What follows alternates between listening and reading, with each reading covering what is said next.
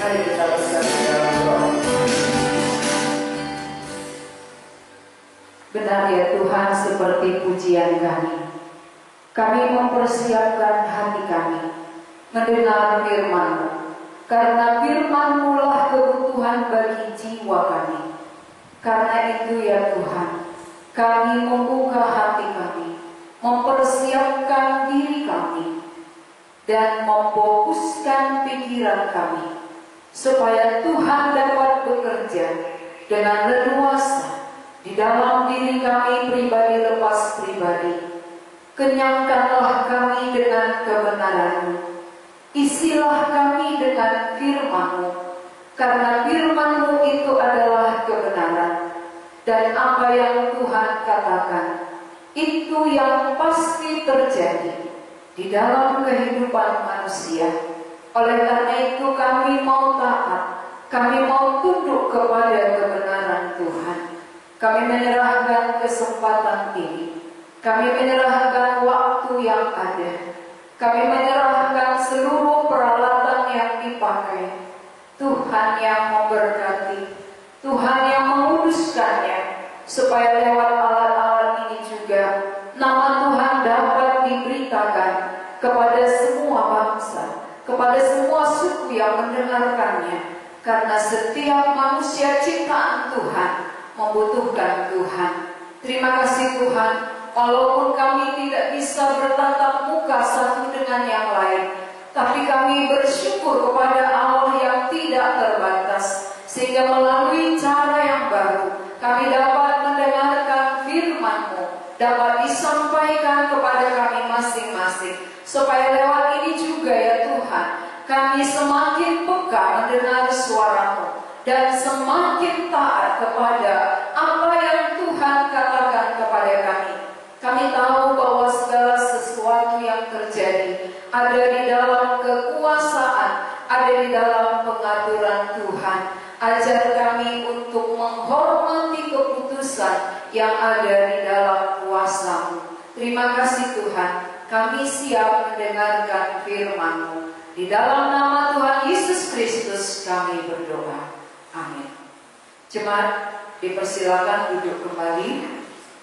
Mari kita membaca firman Tuhan yang tertulis dalam Yeremia pasal 29 ayat 11 sampai 14. Yeremia pasal 29 ayat 11 sampai 14.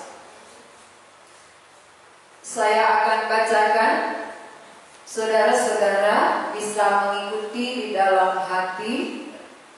Sebab aku ini mengetahui rancangan-rancangan apa yang ada padaku mengenai kamu. Demikianlah firman Tuhan, yaitu rancangan damai sejahtera dan bukan rancangan kecelakaan, untuk memberikan kepadamu hari depan yang penuh harapan. Dan apabila kamu berseru dan datang untuk berdoa kepadaku, maka aku akan mendengarkan kamu. Apabila kamu mencari aku, kamu akan menemukan aku. Apabila kamu menanyakan aku dengan segenap hati, aku akan memberi kamu menemukan aku. Demikianlah firman Tuhan. Dan aku akan memulihkan keadaanmu, dan akan mengumpulkan kamu dari antara segala bangsa, dan dari segala tempat kemana kamu telah kucerai-beraikan. Demikianlah firman Tuhan. Dan aku akan mengembalikan kamu ke tempat yang dari mana aku telah membuang kamu. Saudara-saudara yang dikasihi Tuhan, yang menjadi tema khotbah kita hari ini, rancangan damai sejahtera, bukan rancangan kecelakaan. Allah punya rancangan. Rancangan Allah beda dengan rancangan manusia. Pemikiran Allah beda dengan pemikiran manusia. Kalau manusia berpikir bahwa ketika Allah memberkati, ketika keadaan baik, ketika situasi aman, barulah manusia katakan Allah luar biasa. Allah itu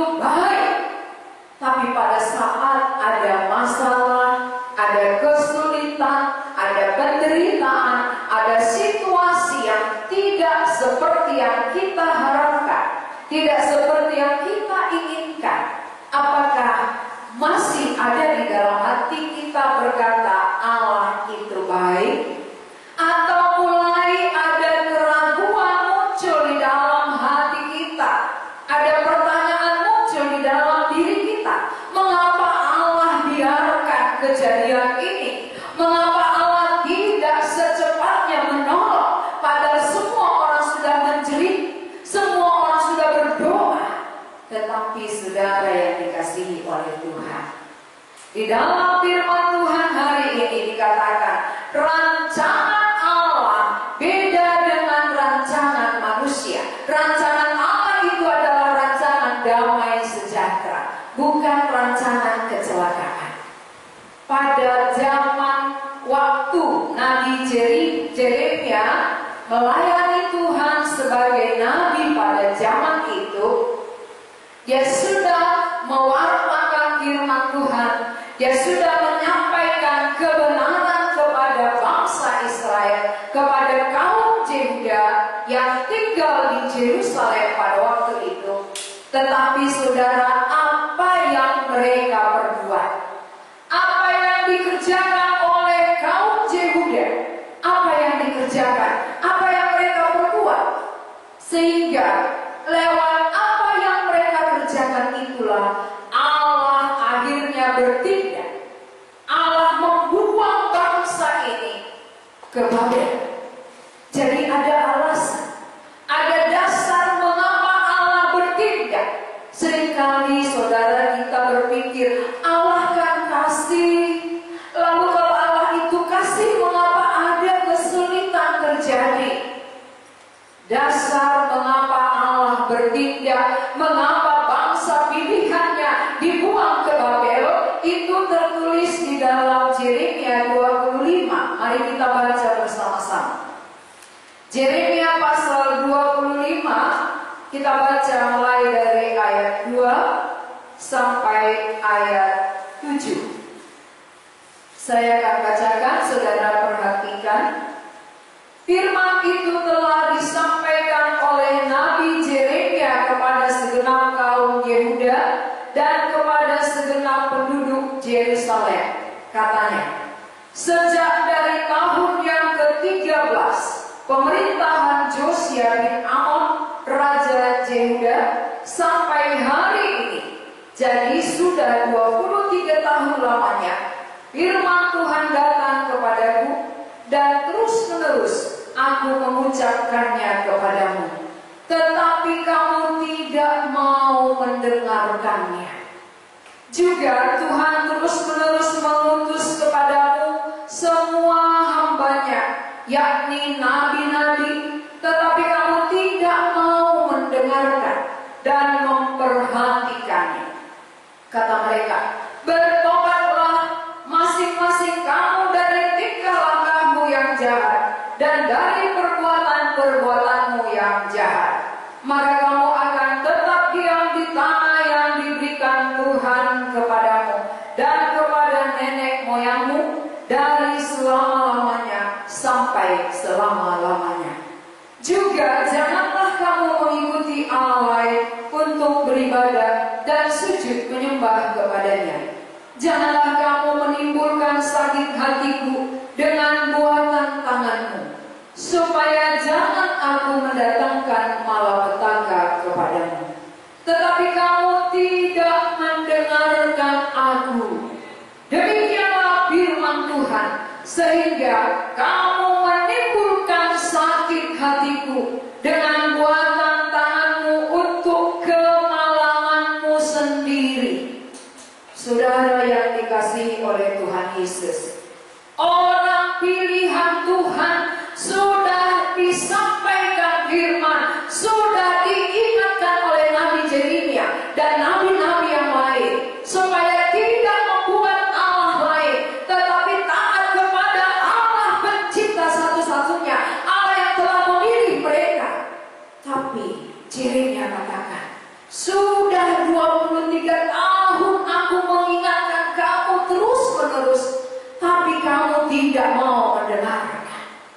Kamu tidak mau mendengarkan suara Tuhan. tetapi malah kamu berbalik. Kamu membuat Allah lain yang bukan Allah. Allah hanya satu, saudara. Allah yang satu adalah Allah pencipta langit bumi, Allah pemilik seluruh dunia. Kepadanya kita harus tunduk dan taat. Tetapi bangsa ini menyembah kepada berhala, menyembah Allah lain, sehingga yang membuat mereka dibuang ke Babel itu akibat perbuatan mereka sendiri. Allah sudah katakan, jika kamu tidak taat kepadamu, aku akan membuang engkau. Dan lamanya mereka dibuang adalah 70 tahun, saudara. Di Babel, di tengah-tengah pembuangan, mereka dibiarkan selama 70 tahun. Ini sudah diperingatkan. Ini sudah disampaikan berulang-ulang selama 23 tahun. Tetapi bangsa ini adalah bangsa yang tegar tengkuk, bangsa yang tidak mau mendengar Tuhan, yang sudah mengasihi mereka, tapi mereka abaikan. Mereka malah pilih Allah lain yang bukan Allah, yang bukan pencipta, yang bukan mengasihi mereka. Kalau bangsa ini, saudara, 23 tahun mendengar firman tapi tidak bertobat, 23 tahun terus-menerus Nabi Jeremia memperingatkan, tapi mereka tidak mau berbalik. Saudara-saudara yang di rumah, berapa lama saudara sudah mendengar firman? Berapa lama saudara sudah diajari oleh hamba Tuhan tentang kebenaran? Adakah hati yang mau taat? Adakah hati yang mau berbalik, menghormati Tuhan, menghormati pencipta? Atau justru kita mengabaikan Tuhan?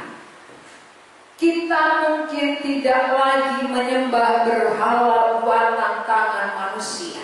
Kita mungkin tidak lagi menyembah patung-patung, saudara.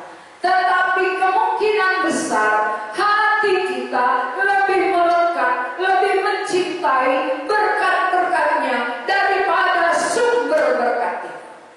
Kita lebih mencintai uangnya daripada Tuhan yang memberikan segala. Sehingga hati kita melekat kepada yang lain, bukan lagi kepada Tuhan. Oleh karena itu, saudara-saudara, pada situasi seperti ini, kita dapat mengevaluasi diri kita masing-masing, mengevaluasi hati kita, iman kita.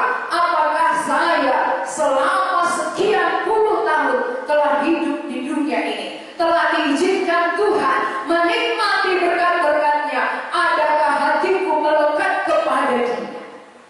Atau hatiku sudah mulai menimpa kepada berkat yang Tuhan berikan, bukan kepada Tuhan itu sendiri? Ini yang terjadi di tengah-tengah kaum Yehuda.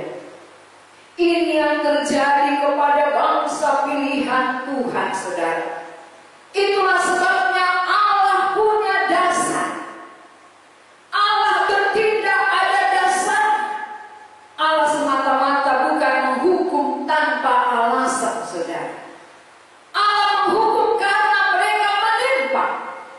Tapi tujuan Tuhan menghukum bukan menghancurkan. Tuhan katakan apa? Aku mempunyai rancangan damai sejahtera bagimu, bukan rancangan kecelakaan. Itu artinya dalam kesulitan sekalipun, saudara, Allah punya rancangan. Bangsa ini dibuang ke Babel selama 70 tahun. Tuhan punya rancangan atas hidup mereka. Jadi dasarnya bukan oleh karena Tuhan kejam, saudara. Bukan karena Tuhan tidak kasih.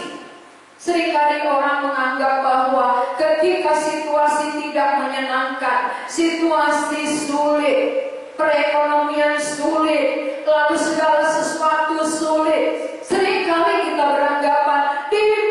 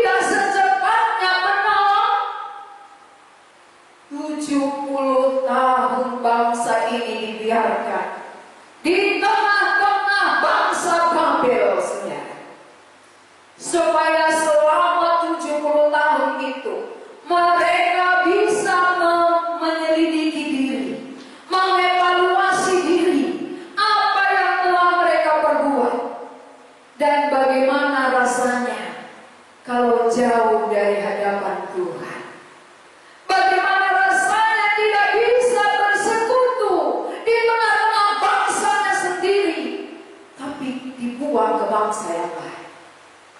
Bagaimana rasanya? Perasaannya? Saudara-saudara, bagaimana perasaan saudara ketika saudara diisolasi saat ini? Apa yang terpikir? Sudahkah kita mengevaluasi diri? Ketika saya diizinkan Tuhan bebas beribadah, menyembah Dia, adakah rasa hormat? Adakah saya menghargai persekutuan? Adakah di dalam hati saya menghormati Tuhan dengan segenap hati? Atau hanya sudah ibadah rutinitas, saudara? Tuhan tidak berkenan kalau kita hanya datang ke gereja berkumpul hanya sebatas rutinitas, bukan menghormati Tuhan, menyembah Tuhan dari hati kita yang terdalam dengan segenap hati. Tuhan tidak berkenan.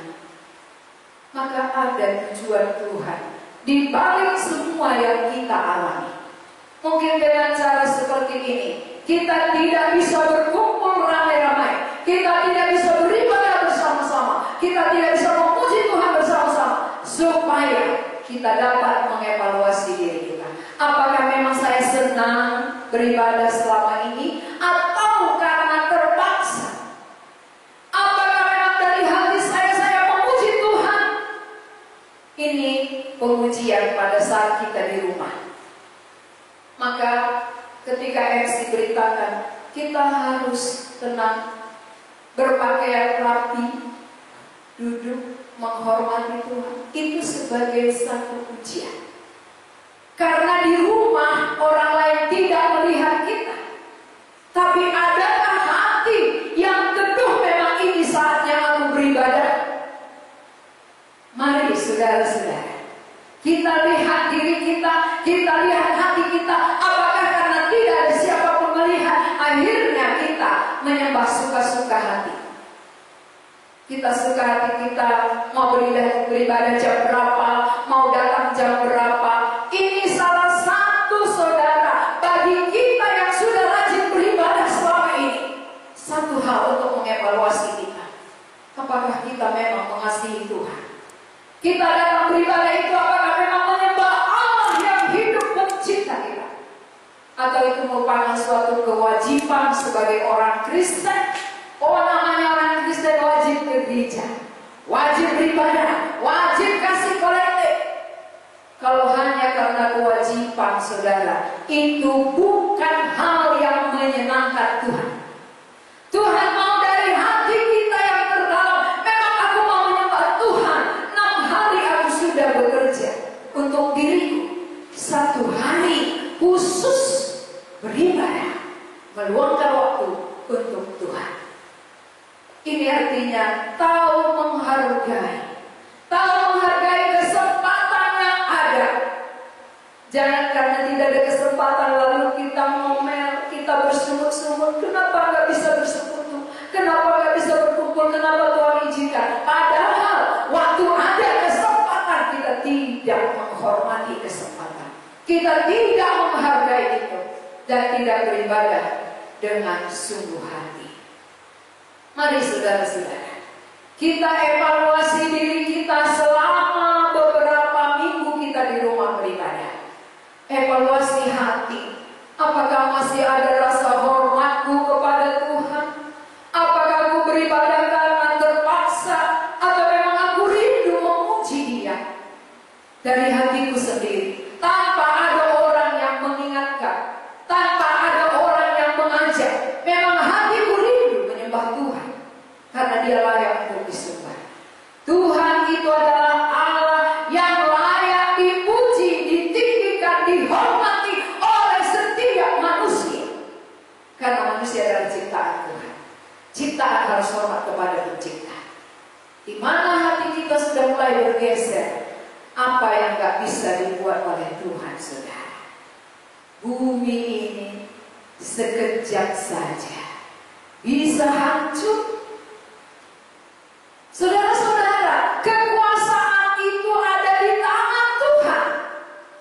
Dia penguasa di dunia ini. Dia tertinggi. Dia memegang kekuasaan kekuasaan. Dia berhak atas hidup kita. Hidup manusia. Manusia ada sampai hari ini karena Tuhan izinkan saudara hidup. Harganya. Jangan kira, oh saya pintar menjaga diri karena saya tidak keluar rumah. Saya pintar menjaga kebersihan, maka sampai hari ini saya masih hidup. Bukan. Allah pencipta masih memberi saudara hidup bernapas karena Dia punya rencana. Dia punya rancangan untuk hidup saudara. Apa rancangannya bagi kita semua? Mari kita melihat rancangan Tuhan untuk bangsa Israel sendiri. Kaum Yehuda, mari kita lihat rancangan apa yang ada untuk mereka. Dari Yeremia pasal 24. Mari kita baca dari ayat 5 sampai 7. Yeremia pasal 24 ayat 5 sampai 7 saya akan bacakan. Beginilah firman Tuhan Allah Israel, sama seperti buah ara yang baik ini, demikianlah aku akan memperhatikan untuk kebaikannya orang-orang Yehuda yang kubawa dari tempat ini ke dalam pembuangan, ke negeri orang-orang Kasdim. Maka aku akan mengarahkan mataku kepada mereka untuk kebaikan mereka, dan aku akan membawa mereka kembali ke negeri ini. Aku akan membangun mereka, bukan meruntuhkannya. Aku akan menanam, bukan mencabutnya. Aku akan memberi mereka suatu hari untuk mengenal, suatu hati untuk mengenal aku, yaitu bahwa akulah Tuhan. Mereka akan menjadi umatku, dan aku ini akan menjadi Allah mereka. Sebab mereka akan bertobat kepadaku dengan segenap hatinya. Saudara yang dikasihi oleh Tuhan, Tuhan punya rancangan yang indah. Rancangan Tuhan kepada bangsa Israel adalah supaya lewat penderitaan, lewat mereka dibuang ke Babel, mereka mencari Tuhan. Mereka merasa memerlukan Tuhan yang selama ini memperdulikan mereka, selama ini mengasihi mereka. Sehingga dengan itulah tujuan Tuhan, maka Tuhan biarkan mereka selama 70 tahun, saudara. Mengapa kita hidup 70 tahun di bumi ini? Ada tujuan Tuhan. Ada yang sudah 70 tahun tapi belum berbalik kepada Tuhan. Ada yang masih 20 tahun, ada yang masih 50 tahun. Inilah kesempatan bagi kita. Tuhan memberi waktu untuk berbalik, waktu untuk bertobat. Berarti damai sejahtera yang Tuhan harapkan itu adalah bagaimana bangsa ini yang tadinya jauh dari Allah, yang tadinya menyembah berhala, kembali kepada Allah yang mengasihi mereka. Inilah damai sejahtera, bukan di dalam berkatnya, saudara. Coba berpikir saat ini, banyak orang memiliki berkat-berkat melimpah. Bisakah saudara mendapatkan damai sejahtera lewat berkat itu? Bisakah hati saudara damai sejahtera memiliki segala yang saudara miliki? Kalau tidak bisa keluar rumah, tidak bisa jalan-jalan, bagaimana menikmati? Jadi Allah punya rencana.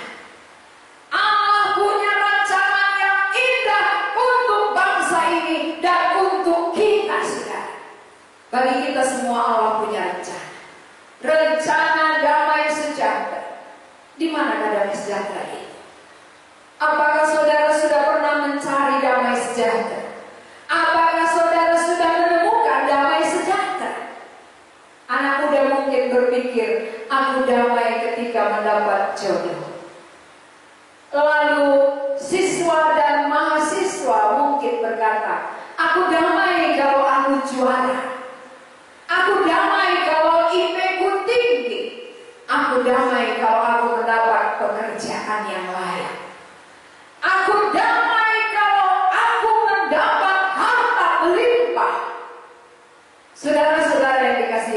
saudara, mungkin di antara saudara yang mendengar saat ini, sudah ada yang kaya raya, sudah ada yang banyak berkat melimpah. Adakah damai hati di hati saudara saat ini? Tidak bisa. Tetapi ketika seseorang datang kepada Allah, pemiliknya, penciptanya, disitulah damai sejahtera.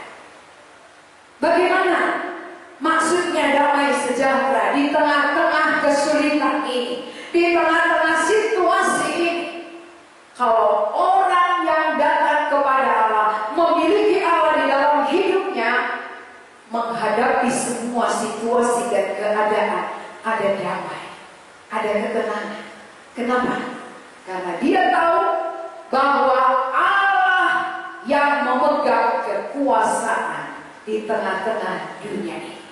Allah yang memegang kekuasaan, Allah pemilik hidupku, berarti Allah punya rencana atas diriku.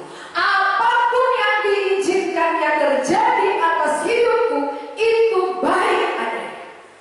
Sehingga orang yang sudah memiliki Allah, dia bukan situasi damai saja, dia bukan situasi yang aman saja, baru mendapat damai sejahtera. Tapi dalam semua situasi, saudara, dalam semua keadaan, orang yang berbalik kepada Allah, yang memiliki Allah pencipta di dalam dirinya, dia bisa menjalani kehidupan ini dengan damai sejahtera. Apakah saudara-saudara di rumah sudah mendapat damai sejahtera itu?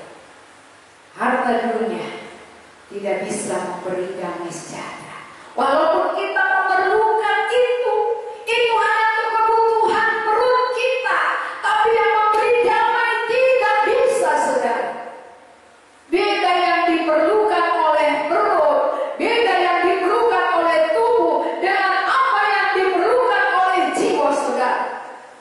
Jiwa saudara saat ini mungkin sudah menjerit. Selama kita hidup, jiwa kita menjerit, mencari damai. Tapi kita mencarinya di tempat yang salah. Kita mencari di dalam berkat-berkatnya, bukan di dalam sumbernya. Allah adalah sumber damai sejahtera. Sehingga siapa yang tidak datang kepada Allah, dia tidak akan mendapatkan damai sejahtera. Itu hanya damai semu, damai sementara, damai ketika IP-nya tinggi dia mendapatkan. IP saya tinggi. Ketika dia lulus, dia sebentar senang. Ketika mendapat harta, dia sebentar senang. Tetapi bukan selamanya. Damai yang sesungguhnya adalah damai yang dari Tuhan, saudara. Damai yang dari sumbernya, itulah Allah pencipta, Allah pemilik hidup, dan Allah itulah kebutuhan bagi jiwa setiap manusia. Mengapa saudara-saudara sampai hari ini kita khawatir hidup? Kita ketakutan menghadapi situasi keadaan. Ketika mendengar di sana ada orang meninggal, di sini sudah banyak mati, di daerah sana tambah lagi, lalu dalam hati kita, saya kapan mati? Nah, waktu kita memikirkan saya kapan mati, apakah kita pikirkan waktu saya mati, apakah saya siap menghadap hadirat Allah pencipta? Mati, saudara, tubuh ini bukan selesai. Mati daging kita bukan selesai titik. Tapi mati tubuh, jiwanya kemana? Pernahkah saudara bertanya, kalau aku mati kemana jiwaku? Bila jiwaku dipanggilnya, kan ada lalu tu dia mau mateho, tu dia mau mateho. Berarti sesudah mati nggak selesai, sehingga lagu itu pun bertanya, kemana kamu sesudah mati? Kemana kau pikirkanlah? Kalau orang mati gak memikirkan kemana jiwanya, itu orang yang paling malang, saudara. Kalau kita hanya takut mati tubuh, tapi gak pernah takut mati jiwaku ini kemana, itu paling berbahaya. Siapa yang gak pernah memikirkan jiwanya kemana, itu orang yang malang, saudara-saudara. Jadi lewat kesempatan ini, ketika Tuhan izinkan kita berdiam diri, tidak melakukan aktivitas, inilah kesempatan memikirkan kemana jiwa saudara. Itu yang terpenting. Kalau nanti saudara miliki semua dunia ini, kalau jiwa saudara binasa, saudara celaka, saudara mendapat kerugian besar, karena kematian kekal tidak bisa lagi pulang ke dunia. Hukuman yang menanti saudara itu tidak akan bisa diulang kembali. Oh, aku bertobat Tuhan, aku ke bumi supaya aku bisa mengaku dosa. Tidak ada lagi, tidak ada pengampunan. Hidup hanya satu kali, kesempatan berbalik hanya satu kali, kesempatan hidup yang satu kali. Kalau saudara tidak pakaikan, betapa ruginya saudara hidup. Dapatpun semua harta dunia itu akan ditinggalkan, itu sementara. Tapi begitu memiliki Allah, Allah pencipta adalah Allah yang kekal.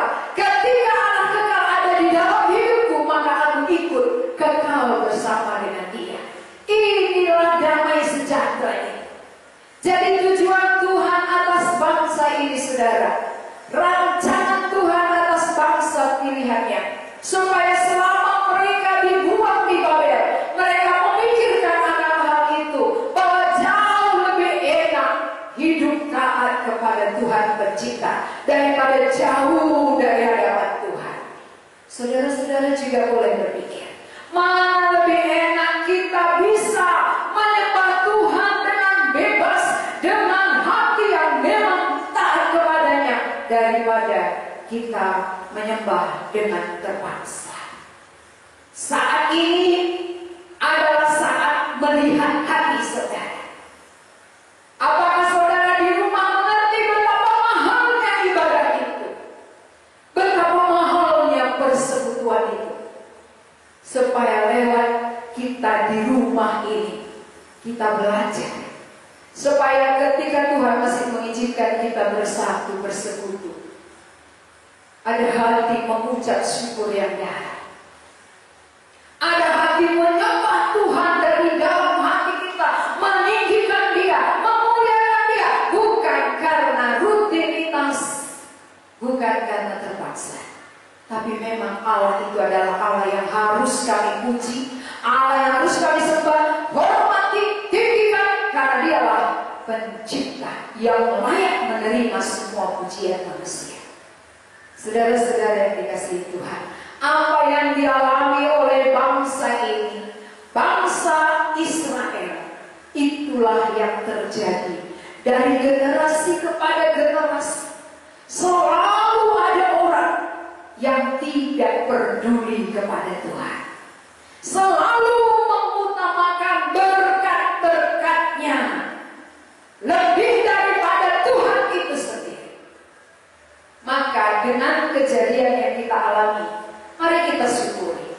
Tuhan, kami bersyukur apa yang Kau kerjakan itu adalah rancangan damai sejahtera bagi diriku, bagi keluargaku, bagi seluruh orang-orang Kristen dimanapun berada, supaya kami beribadah bukan secara rutinitas, tapi memang benar-benar hati yang mau mencari Allah dengan serius, mengenal Allah dengan benar. Tidak ada yang lain selain Allah pencipta yang sudah memperkenalkan diri, namanya Yesus Kristus. Itulah Allah, Allah pemilik, Allah pencipta, Allah yang mengasihi, dan Allah yang punya rencana di dalam kehidupan manusia. Jadi wajib semua orang menghormati Tuhan atas keputusan Tuhan. Apa yang Tuhan lakukan wajib wajar kita menghargai. Tidak ada sumur-sumur. Mengapa? Karena di balik pembuangan ke Babel ada rancangan damai sejahtera. Di balik kita diisolasi ada rancangan damai sejahtera. Supaya kita menghargai ibadah, kita menghargai persekutuan, kita menghormati Tuhan. Pemilik pelayanan ini bukan milik manusia. Pelayanan ini miliknya Allah. Maka semua orang harus menghormati Allah, tunduk kepada Allah. Inilah tujuan Allah mengapa Dia membuat bangsa Israel ke Babel. Jadi, apakah damai sejahtera yang akan mereka terima? Mari kita baca dari Yeremia 29 ayat 12 sampai 14. Yeremia pasal 29 ayat 12 sampai 14. Saya akan bacakan, saudara perhatikan. Dan apabila kamu berseru dan datang untuk berdoa kepadaku, maka aku akan mendengarkan kamu. Apabila kamu mencari aku, kamu akan menemukan aku. Apabila kamu menanyakan aku dengan segenap hati, aku akan memberi kamu menemukan aku. Demikianlah firman Tuhan. Dan aku akan memulihkan keadaanmu, dan akan mengumpulkan kamu dari antara segala bangsa dan dari segala tempat kemana kamu telah kucerai-beraikan. Demikianlah firman Tuhan. Dan aku akan mengembalikan kamu ke tempat dari mana aku telah membuang kamu. Ada dua poin damai sejahtera yang Allah rencanakan bagi hidup bangsa ini. Pertama, dengan mereka dibuang ke Babel, akhirnya ketika dikembalikan, mereka akan mencari Tuhan. Mereka akan berseru kepada Tuhan. Yang tadinya tidak peduli, yang tadinya mengabaikan, yang tadinya menyembah berhala, yang tidak bisa menolong mereka. Pada saat mereka dibuang ke Babel, adakah berhala mereka bisa menolong mereka? Tidak ada, saudara. Pada saat kita mengalami situasi sekarang ini, kita masa kesulitan, siapa bisa menolong saudara? Adakah yang bisa menolong kita yang selama ini hati kita melekat kepadanya? Tidak ada. Tak ada satupun yang bisa menolong selain Tuhan pencipta kita. Maka tanpa Tuhan, saudara, banyak orang putus asa. Tanpa Tuhan, di tengah-tengah kesulitan, banyak orang putus asa, banyak orang putus harapan. Tetapi orang yang mengerti rencana Tuhan di balik ini, dia akan berseru kepada Tuhan. Dia akan mencari Tuhan. Dia akan datang kepada Tuhan. Itulah kehendak Tuhan, saudara. Itu keinginan Tuhan atas bangsa ini. Lewat mereka dibiarkan di pembuangan selama 70 tahun. Akhirnya ketika mereka dipulangkan oleh Tuhan, mereka mencari Tuhan dengan segenap hati. Bukan lagi asal-asal, tapi segenap hati memang benar-benar mencari Tuhan dan datang kepada Tuhan. Sehingga janji Tuhan apa? Apabila kamu mencari aku, kamu menemukan aku. Mengapa sampai saat ini saudara belum menemukan Dia? Karena saudara tidak segenap hati mencari-Nya. Kalau mencari uang mungkin kita segenap hati, sehingga pagi hari tidak ada yang membangunkan, kita bisa bangun sendiri. Kita bisa cepat berangkat untuk memperjuangkan berkat-berkatnya.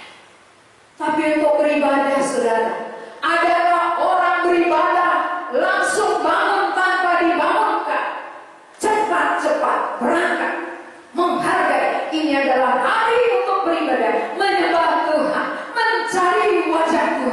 dengan segenap hati? Atau justru sebaliknya? Wah, saya sudah capek 6 hari bekerja, hari ke-7 libur kerja, waktunya istirahat, sehingga saudara tidur. Inikah hormat? Ini artinya orang yang angkuh, saudara. Tuhan memberikan berkatnya kepada kita. Kita bekerja diberkati, kita diberi kesehatan, tapi kita pakaikan waktu ibadah untuk tidur. Itu namanya sombong. Orang yang sombong akan dihukum oleh Tuhan. Tuhan tidak berkenan dengan kesombongan. Kenapa? Dosa malaikat pertama sekali yang dibuang ke bumi adalah kesombongan. Malaikat itu mau menyerupai Tuhan. Dia mau meninggikan Tuhan, mau sama dengan Tuhan. Akhirnya dibuang ke bumi. Inilah menjadi setan. Inilah menjadi iblis yang sampai hari ini mengganggu saudara. Jadi saudara pun diajaknya untuk sombong. Sombong itu artinya apa? Tidak memperdulikan Tuhan, itu sombong. Tidak menghormati Tuhan, sombong. Mengabaikan Tuhan. Jadi kesombongan itu wajar dihukum oleh Tuhan, saudara-saudara.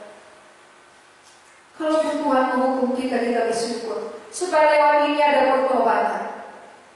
Ada kesungguhan hati untuk mencari Dia dengan segenap hati dari dirimu sendiri, bukan dipengaruhi oleh orang lain. Mari beribadah, ayo cari Tuhan, tapi dari sendiri, dari diri sendiri, dari hati yang terdalam. Aku memerlukan Tuhan. Tanpa Tuhan tidak ada damai sejahtera. Tanpa Tuhan aku tidak dapat berbuat apa-apa. Tanpa Tuhan saudara akan menuju kepada hukuman yang kekal. Jadi kalau sampai saat ini Tuhan masih mengizinkan saudara hidup, belum kena virus corona, belum mematikan saudara, hargailah itu. Hargai kesempatan itu.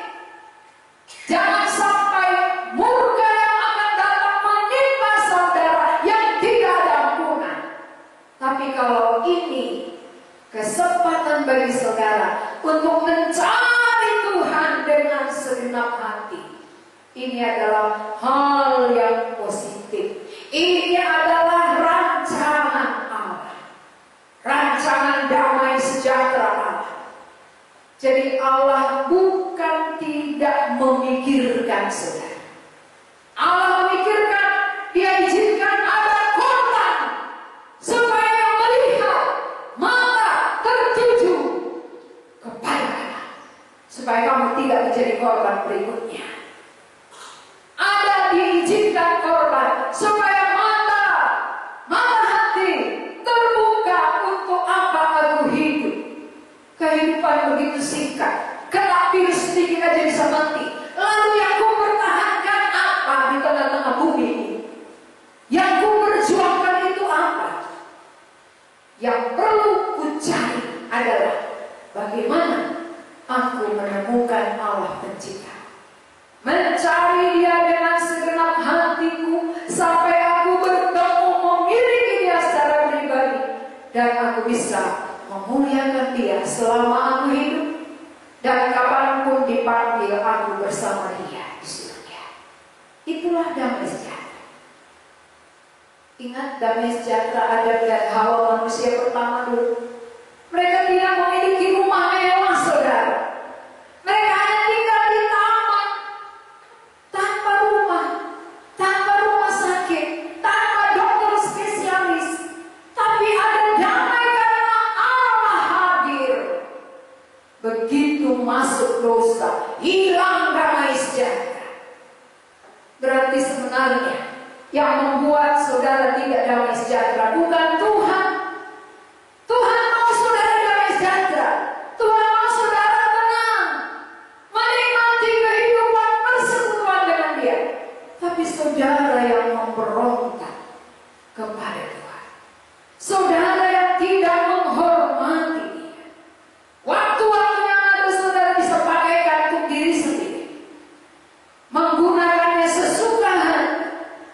tidak pernah bertanya kepada Tuhan. Sehingga waktu yang ibadah hanya 2 jam saja pun kita merasa terlalu lama, mau buru-buru pulang. Tapi sekarang coba pikirkan, ketika gak bisa bertemu gimana? Aku rindu bertemu dengan saudara-saudara, tapi tidak bisa.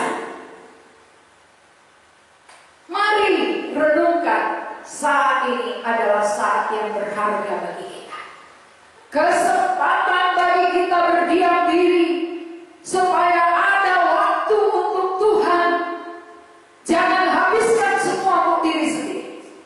Jangan habiskan semuanya untuk berkat-berkatnya. Karena berkatnya pasti kita tinggalkan.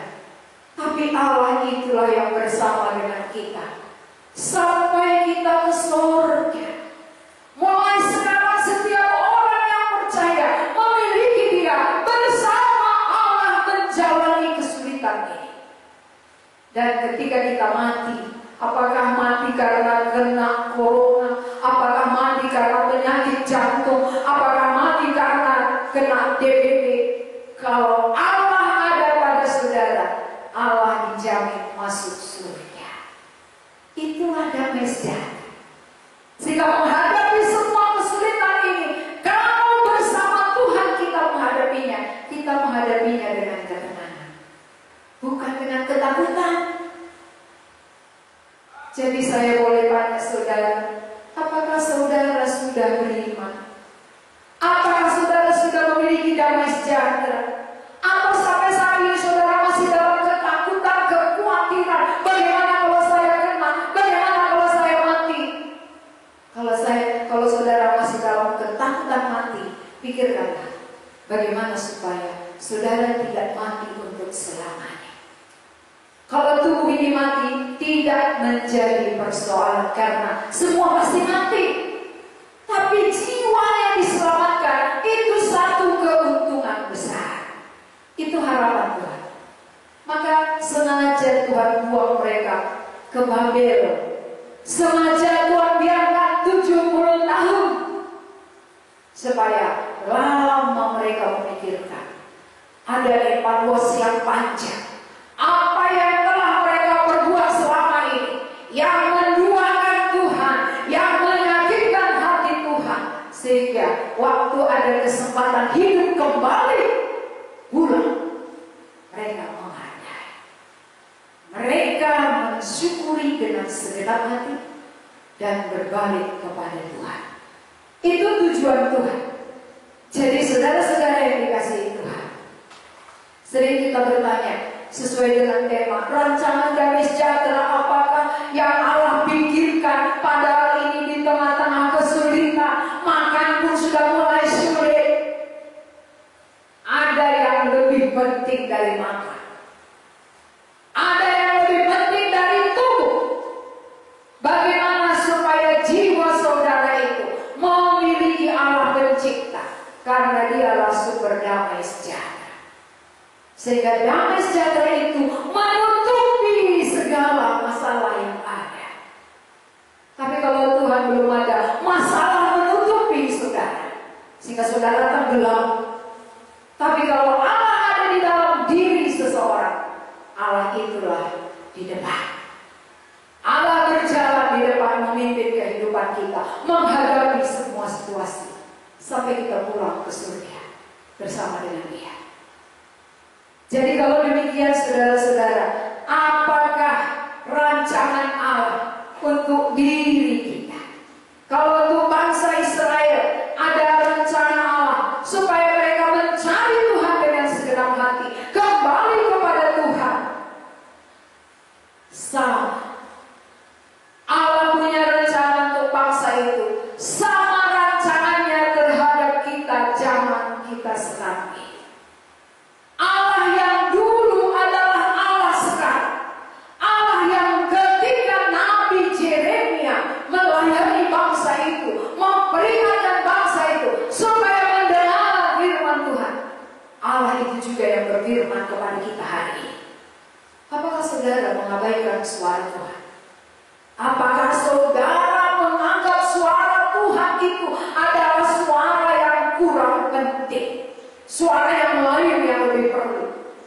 Sehingga ketika kita mendengar suara-suara yang lain, kita pusing. Tapi kalau kita mendengar suara Tuhan, ini memberi keteduhan bagi kita. Karena suara Tuhan, janji Tuhan, semua pasti digenapi. Tuhan merancang damai sejahtera, itu pasti genap. Bagi orang yang mau mencari Tuhan, bagi orang yang mau kembali kepada Tuhan, damai sejahtera akan turun atas diri. Itu yang pertama, rancangan damai sejahtera Allah. Yang kedua, rancangan Allah kepada bangsa ini adalah dari pasal 25 ayat 7. Mari kita perhatikan Yeremia pasal 25 ayat 11. Saya akan bacakan. Maka seluruh negeri ini akan menjadi reruntuhan dan ketandusan, dan bangsa-bangsa ini akan menjadi hamba kepada Raja Babel 70 tahun lamanya. Kemudian sesudah genap ke-70 tahun itu, demikianlah firman Tuhan, maka aku akan melakukan pembalasan kepada Raja Babel dan kepada bangsa itu oleh karena kesalahan mereka, juga kepada negeri orang-orang Kasdim, dengan membuatnya menjadi tempat-tempat yang tandus untuk selama-lamanya. Berarti Allah kita adalah Allah yang adil, Allah yang menghukum siapapun yang melakukan kesalahan. Lalu kalau kepada bangsa ini apa? Dia mengembalikan mereka sesudah genap 70 tahun itu. Itu ayat berikutnya dari pasal 29 ayat 10 saya bacakan. Sebab beginilah firman Tuhan, apabila telah genap 70 tahun bagi Babel, barulah aku memperhatikan kamu, aku akan menepati janjiku itu kepadamu dengan mengembalikan kamu ke tempat ini. Allah yang berjanji, Allah yang menepati. Apa yang Allah janjikan kepada bangsa itu pasti terjadi, saudara. Sesudah genap 70 tahun, maka Allah memulangkan mereka kembali ke Yerusalem. Jadi bangsa ini adalah bangsa yang kembali ke tempat asal mereka. Siapa yang melakukan itu? Allah sendiri. Allah berjanji, Allah merancang, Allah menggenapi. Berarti di dalam hidup manusia semuanya ada di dalam kekuasaan Tuhan. Tuhan merancang segala sesuatu. Tuhan menjanjikan, lalu Tuhan berkuasa menggenapi apa yang Tuhan katakan. Tuhan janjikan 70 tahun aku akan kembalikan kamu. Dari mana aku mencerai-beraikan kamu. Saudara-saudara yang dikasihi oleh Tuhan, apakah saudara yakin bahwa janji Tuhan kepada saudara juga pasti genap? Rancangan-rancangan Tuhan di dalam hidup saudara juga pasti genap. Bagian kita mendengarkan, bagian kita mengerti bahwa semua yang terjadi ada di dalam kekuasaan Tuhan, dan di balik itu Tuhan punya rencana yang indah, rencana damai sejahtera, supaya orang yang tadinya sombong kepada Tuhan, orang yang tadinya tidak mencari Tuhan dengan segenap hati, kembali kepada Tuhan, mencari Tuhan, menghormati Tuhan, menghargai persekutuan yang ada. Dengan demikian saudara-saudara, maka damai sejahtera yang dari Allah itu akan menjadi milik saudara. Jangan keraskan hati. Banyak orang sudah mengalami kesulitan pun ada yang menyalahkan Tuhan, ada yang makin jauh dari Tuhan. Padahal tujuan Tuhan tadi bagaimana supaya manusia lewat kesulitan ini mencari Tuhan, mencari perteduhan. Itu rencana Tuhan. Jadi pakaikanlah kesulitan yang ada ini sebagai satu kesempatan untuk mencari Tuhan dengan segenap hati, dengan serius, memakai waktu yang ada. Kalau saudara sekarang ini sedang berhenti dari pekerjaan, ini kesempatan yang sangat baik untuk mengenal Tuhan dengan benar, mencari Tuhan dengan segenap hati sampai saudara menemukan Dia, supaya damai sejahteranya benar-benar menjadi milik saudara. Kalau bangsa itu kembali ke negerinya, kalau kita, apakah rancangan damai sejahtera Allah yang kita terima? Pertama, kita kembali kepada pencipta kita. Kedua, kita menemukan arti hidup yang sebenarnya. Arti hidup yang sebenarnya yang Allah kehendaki adalah bagaimana supaya antara manusia ciptaannya dengan Allah pencipta punya persekutuan yang erat. Inilah arti hidup yang sebenarnya. Jadi kalau kita tidak punya persekutuan yang erat, berarti kita tidak tahu apa arti hidup ini. Kita hidup hanya untuk dunia dan isinya, bukan untuk Allah pencipta kita. Padahal Tuhan menciptakan kita supaya kita bisa bersekutu dengan Dia. Kitalah manusia yang paling tinggi, saudara. Dari semua ciptaan Tuhan, manusia tertinggi. Dan kepada Adamlah Tuhan berfirman, memberi kuasa atas seluruh bumi ini. Taklukkanlah isinya. Itu artinya apa? Kita jauh lebih berharga dari dunia dan isinya. Tetapi manusia sudah menimpa. Manusia sudah mulai tunduk kepada berkat-berkatnya, tunduk kepada dunia. Harusnya kita tertinggi, kita menguasai dunia dan isinya, kita menaklukkannya supaya kita menghormati Tuhan, kita punya persekutuan dengan Tuhan. Bagian kita itu tujuan Tuhan menciptakan manusia. Tapi justru kita sudah menyimpang dari tujuan awal. Tujuan Tuhan awal menciptakan kita supaya kita punya hubungan yang erat dengan Dia. Tapi dosa memisahkan kita. Akhirnya kita dikuasai oleh iblis, dikuasai oleh dunia, dan kita melawan Allah kita sendiri. Tapi syukur kepada Tuhan, lewat semua kejadian, lewat kesulitan-kesulitan yang ada di tengah-tengah dunia ini, Allah mau mendidik kita. Allah mau mengembalikan posisi kita sebagai manusia tertinggi, agar kita yang menaklukkan isi dunia ini. Itulah damai sejahtera. Bukan isi dunia yang menaklukkan kita, saudara. Tapi kita yang seharusnya menaklukkan semua yang ada. Karena kuasa itu sudah diberikan oleh Tuhan kepada kita. Jadi melalui kejadian-kejadian yang ada pada situasi sekarang ini, mari kita berbalik kepada Allah. Tuhan menanti saudara. Tuhan berharap supaya damai sejahtera itu menjadi milik saudara. Bagaimana supaya rancangan Tuhan jadi bagi saudara? Pakai kesempatan ini, waktu berdiam diri ini adalah waktu teduh kita mencari Tuhan dengan segenap hati sampai kita menemukan Dia, kembali bersekutu dengan Dia. Posisi awal kita dipulihkan, kita tertinggi, kita menguasai bumi dan isinya. Jangan ditaklukkan oleh dunia dan isinya, tetapi kita yang menaklukkan, kita yang berkuasa atas semuanya.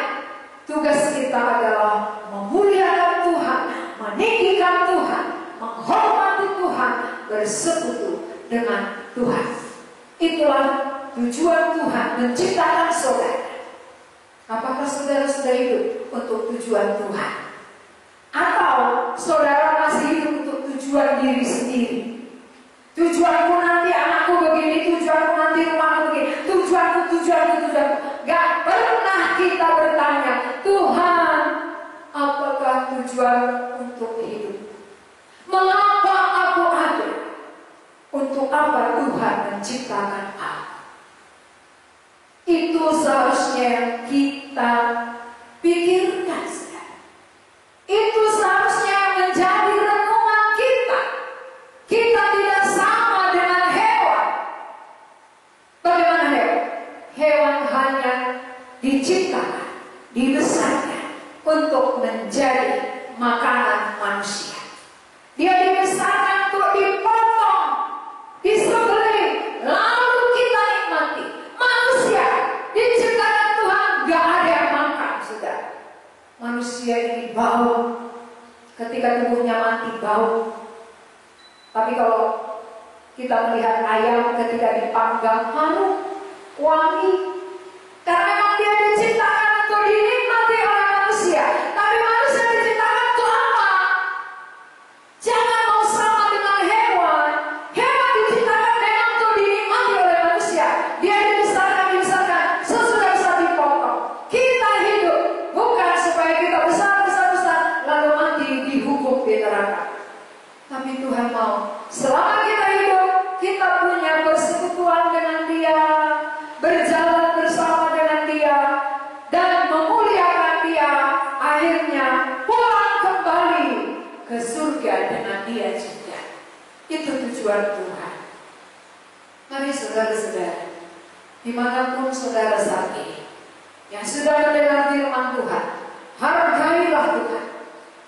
Mungkin selama ini kita kurang menghargai. Kita hanya ibadah sekedar rutinitas karena kita orang Kristen. Tapi tidak mengenal Allah pencipta kita. Tidak punya persekutuan pribadi dengan Dia. Dan tidak menghormati Dia. Maka Tuhan izinkan ini agar kesempatan di dalam kesulitan ini kita mencari Tuhan dengan segenap hati kita. Itulah tujuan Tuhan bagi saudara. Itulah damai sejahteranya untuk kita. Maka ketika hati berbalik kepada Tuhan, meninggikan Tuhan, bersekutu dengan Tuhan, maka posisi kita kembali seperti awal Tuhan ciptakan. Posisi kita tertinggi, bukan lagi dikuasai oleh barang-barang dunia. Jangan alat-alat elektronik yang mengendalikan saudara, menguasai saudara. Tapi saudara harus lebih tinggi dari dia. Kendalikan dia, taklukkan dia, karena saudara lebih tinggi dari semua itu. Tuhan tidak setuju kalau kita tunduk kepada semua yang ada. Semakin modern kita semakin dikuasai. Tuhan tidak berkenan, saudara.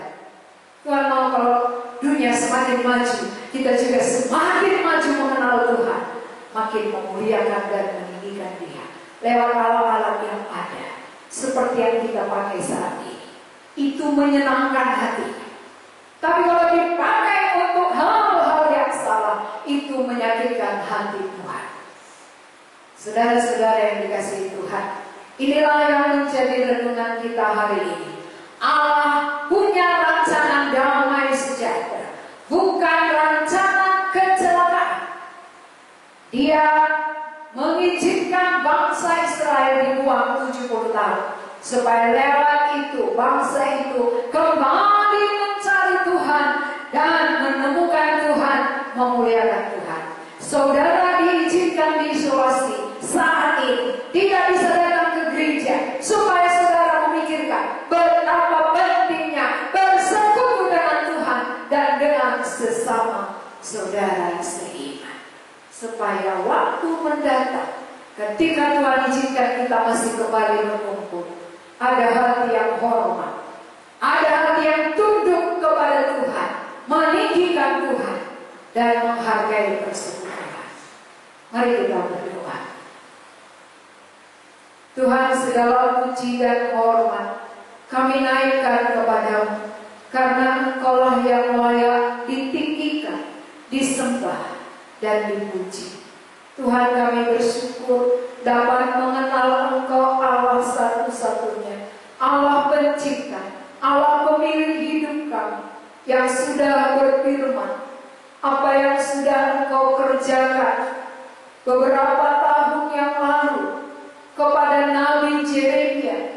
Nabi Yeremia sebagai hamba-Mu yang taat berulang-ulang menyampaikan firman kebenaran.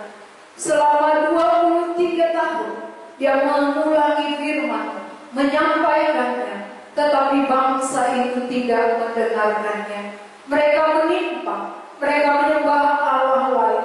Itulah sebabnya Tuhan membuang mereka ke Babel selama 70 tahun, supaya waktu-waktu yang ada di tengah-tengah pembuangan mereka boleh memikirkan, mereka boleh mengevaluasi diri, dan akhirnya ketika ada kesempatan pulang ke negeri asal mereka, mereka mencari Tuhan dengan segenap hati, dan Tuhan mengizinkan untuk bertemu. Tuhan, demikian juga yang kami alami saat ini. Selama ini kami bebas beribadah, kami bebas bersekutu satu dengan yang lain. Tapi ada waktunya, ada saatnya kami harus di rumah. Kami tidak bisa berkumpul satu dengan yang lain. Supaya waktu-waktu seperti ini kami boleh mengevaluasi diri kami, hati kami. Apakah kami sudah mencari Engkau dengan segenap hati selama ini, atau kami masih hidup dalam kesombongan? Kami ditaklukkan oleh dunia dan isinya. Tuhan, ampuni kami.